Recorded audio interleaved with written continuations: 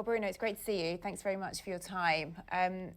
Only 7 games in, but I suppose in some ways it felt like a bit of a roller coaster season already with ups and downs. And after that win over Sunderland, would you say at this moment in time that there is a bit of a renewed sense of optimism around Carrington at the moment? No, obviously we didn't start the season in the way we wanted. We wanted to have more points. Everyone is aware of that. We couldn't get the wins that we should, and we wanted to have more points in the league. But that's in the past, and now we can look at the past and think that it's going to change something for the next game. We just have to go to the next game and try to win as we do in every game. Well, saying that, you are 2 points better off than you were at this stage last season. Does it feel like this is a side that is making progress? No, as I said, I don't look at the past because it's not going to change nothing if we are 2 points ahead now. Like, we want to finish with much more points than we finished last year. That's the main thing, and we want to approach every game to win, and this is no different. When you talk about what success would look like this season, how are you talking about it? What is the ambition? What are you aiming for exactly? It's to win every game we are included. That's all the aim, always the aim for this club, and for ourselves has to be that. I think every game you have ahead of you, it needs to be something that we need to look up in a very serious way, because in this league every game matters, every point matters. So our aim for this season to be successful is to go to the next game and win it. Do you frame the bigger picture, perhaps your bigger targets, as finishing top half or in Europe, or do you actually find that quite unhelpful? What do traders who don't use AI? No, as I said, obviously we know the aim of the club for many years is to win. Is to win the Premier League, is to win all the competitions we are included. But as I said, if I start looking at the past, I will be doing something wrong for us, something that will not be very positive for us to look at. And so the aim for this season is to go game by game and think one thing at a time, because at the end of the season we will make counts and see where we are. I can hear you. You're very keen to look forward and on what's to come in the future. Sir Jim Ratcliffe has spoken over the international break and very publicly given his backing to Ruben Amorim, and that he really does see him potentially quite long term here.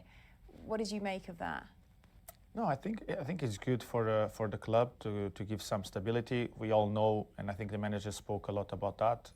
Results make a manager, stay or not, and the manager is very aware of that. The players are very aware that we need to improve and to win games, also to help the manager to be more stable and to be more confident of what we can do in the moment and in the future. I think the club needs stability. That's the main thing, I think, from Sir Jim, that he wants to pass through everyone, and we always spoke about giving them time. So I think sometimes you need to look at the bigger picture, and obviously from the club side they need to do that. And as a player and as a group of players, we believe that the manager can help this club to get back where it belongs. Does it feel like a vote of confidence in the project and what you're doing here with the manager as a team? Yeah, of course. I don't know what's the aim of Sir Jim to say that and to give that interview. I think is to pass some confidence to the club, to the team, to the staff, also to make it look that we are in a good path, not in the path we want still, but we are in a good path, and we just want to improve that. And if Sir Jim sees that as the same way as we players see that the manager is the right one for the job, it makes it better. Then we have two group of people looking in the same way. What do you think it might do for the external noise around Ruben Amorim and the ever-ending pressure it seems like he's under, that he's only ever 1 game away from this crisis every time? Yeah, but any manager that will come here will be 1 game away of a crisis anyway, because at this club is always like that. If you win a game, it looks like you're going to win the league. If you lose a game, it looks like you're going to get a cloud into the club that is not going to go anymore. So we have players that are aware of the dimension of the club and how it works. So we don't need this around us. What we need is to know what we're doing, what we want to achieve in the long term, and what we want to achieve for the next game. That's the aim for every player. It needs to be, because, as I said, this club will be at any time, in any moment, every manager will be under pressure when they get a bad result, and obviously our manager is no different for that, but is very prepared for that, and he knows how big of a challenge the challenge this is, and I think he's very prepared for that. The system, do you think we talk about it too much? If you don't win games, you will talk about anything. So you talk about the players, you talk about the system, you try to find problems. Is that fair, though, or unfair, really, that you are so heavily judged just by what the result is? I don't know. That's on the person that speaks out about, and we can't do anything about that. Obviously, we have everyone has a different way of thinking about football. Everyone has their own tactics. Everyone thinks this player is better than that one, and obviously from the outside it will be always easier to see it. And you don't see the day by day. You don't see how the people behave in training. You don't see many of the things that we do during the week that made the manager make some decisions and play some players. So I wouldn't say that it's unfair or whatever, because people have their right to have their own opinion and think differently. At least there are many other teams that play in the same system and win. So I don't think it is the system or it is the players. It's just the moment and the other teams that adapt well. We played against Sunderland with the back three, and they had to make a sub in the first half to adapt to us because they couldn't find a way of pressing us. So it always depends who you approach and you face, and the way they face the way we play. And if you do the right things in the right way, sometimes you're going to cause troubles to teams.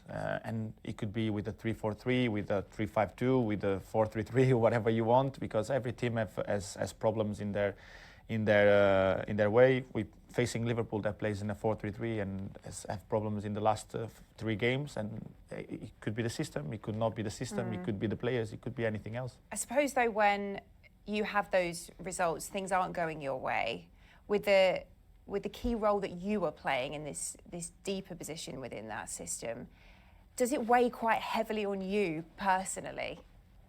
No, it's playing for this club is it's massive, but at the same time it's a big privilege. So it doesn't change by the position. It will be always the same. And I said this when I was in my time in Portugal. Now that I had to talk also.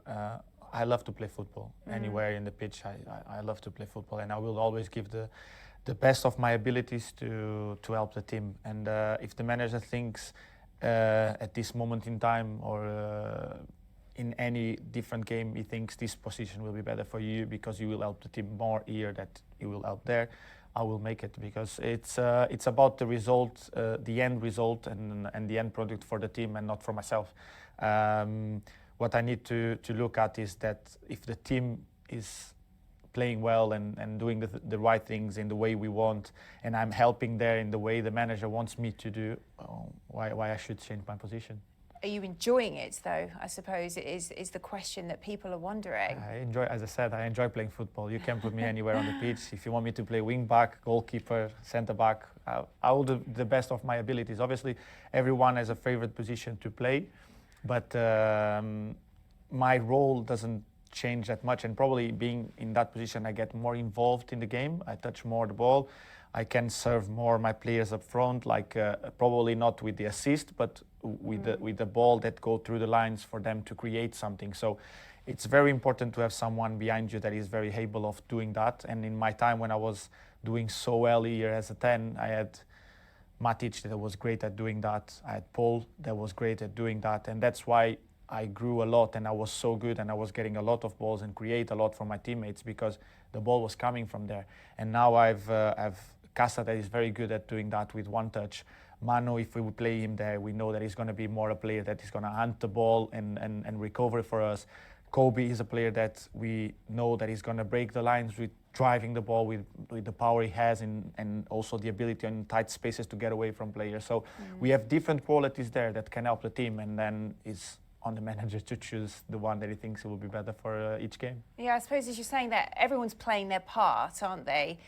But for you personally, again, it's a bit of a shift, isn't it? You know, I think the happiest we've seen you, the most smiley, is when you're scoring, you're assisting, you're directly involved in those attacking plays. Has it been a bit of a shift for you, a bit of an adjustment in that sense, that perhaps you're not on the score sheet as much, you're not directly assisting as much as you were? I could have 4 goals already in the league. I missed 2 penalties, so I will still be in there, you know. So I don't think, obviously it changed because I'm a little bit deeper than I was last year, for example, that I played more in the left. Imagine being able to build anything just by thinking about it. Meet Base 44, a complete AI creation platform made for anyone with an idea and a drive to bring it to life. Describe what you want and watch it take shape.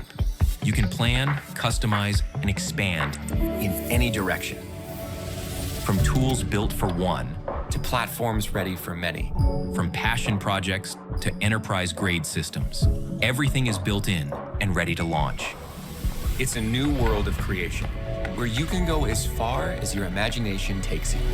Can you imagine?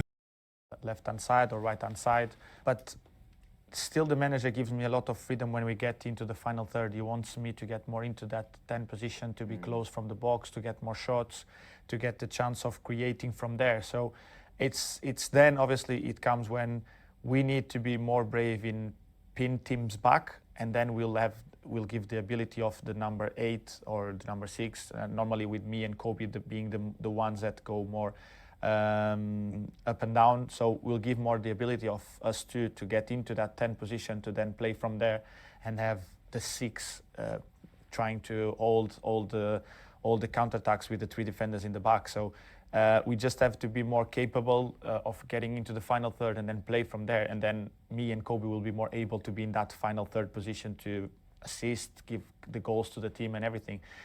Everyone wants to score goals, everyone wants to assist, because it's the main thing of the game.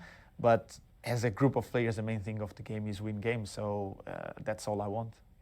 And what a win it would be if you did manage to beat Liverpool this weekend. I suppose it's not often teams go to Anfield and really sense an opportunity, but with 3 defeats in all competitions, is that what you're sensing? This is a real chance for Manchester United.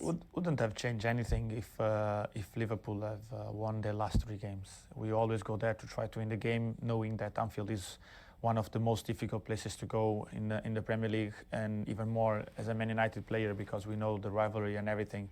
But wouldn't have changed anything for us if Liverpool have won 3 games. Obviously, knowing that they are not in a great moment, but teams need to get out of that moment too, and so they will be very eager to get the result as much as we will be. So you won't change the dynamic of the game, won't change the way we will approach the game and the way Liverpool will approach the game. I don't think it will change nothing.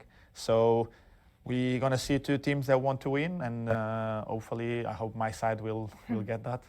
Are you quite surprised at the week or so that they had before the international break? I mean, I think from our perspective, with the way they started, no one could have guessed that this would happen. But win at the weekend, you're just 2 points behind Liverpool. Yeah, but as I said, it doesn't change nothing. It's still early in the season, and you know teams will lose points, will drop points in some moments. Obviously, the Premier League is very tough, and every opponent that you have in front of you, it's very difficult to approach.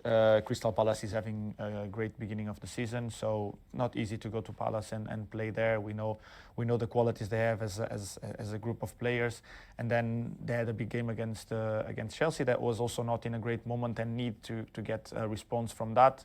And the game was very tight, but obviously Chelsea got away with a big goal from Caicedo, and then the goal at the end of the game. So I think it's unfair to say that Liverpool now is in a bad moment, because they still 1 point away from Arsenal, or 2 points away.